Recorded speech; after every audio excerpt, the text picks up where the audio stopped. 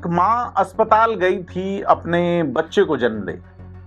Doctor ने उसे injection दिया, लेकिन उस इंजेक्शन में दवा नहीं, सिर्फ पानी था। ब्लीडिंग नहीं रुकी और माँ चल बसी। यह कोई एक हादसा नहीं है, यह एक के बाद एक 5 बार हुआ और एक ही जगह पे हुआ। कोटा में हुआ, राजस्थान में ऐसा कई जगह हो रहा है, बार बार लगातार। लेकिन डबल इंजन की सरकार सुन रही है या नहीं सुन रही। आज बात करेंगे उन तथ्यों पे कि क्या हुआ कोटा में।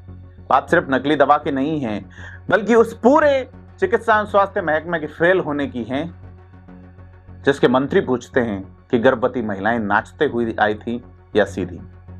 5 मई से 17 मई 2026 के बीच कोटा के जेके लोन अस्पताल और न्यू मेडिकल कॉलेज में सिजेरियन डिलीवरी के बाद 5 महिलाओं की दर्दनाक मौत, 9 अन्य की तबीयत इतनी बिगड़ी कि उन्हें आईसीयू में भर्ती करवाना पड़ा।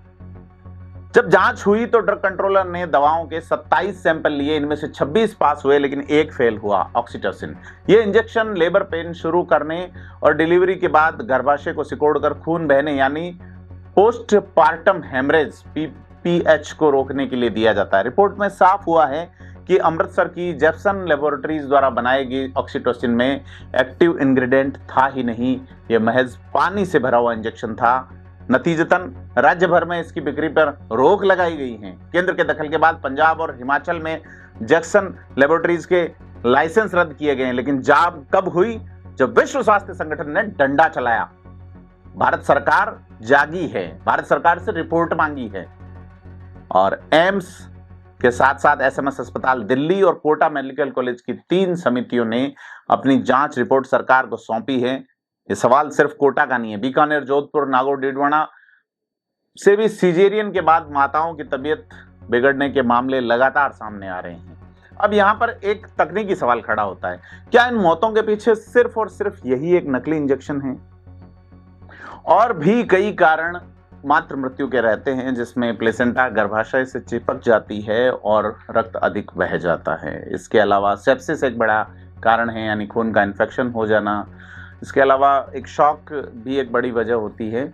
तो कुल मिला के कई सारे कारण हैं, जो ऑपरेशन के दौरान साफ सफाई की कमी है, इम्यूनोटिक फ्लूइड का लंबे समय तक रिसना है, और भी कई मेडिकल और स्वास्थ्य से रिलेटेड कारण हैं। लेकिन सवाल यह है कि क्या कोटा के एक शिशु वार्ड में पिछली सरकार में शिशुओं की मौत और अब माओं की, और अगर आंकड़ों की बात करें, नेशनल फैमिली हेल्थ सर्वे 6 उसका डेटा कहता है कि सिजेरियन डिलीवरी 21.5% से बढ़कर 27.2% हो गई।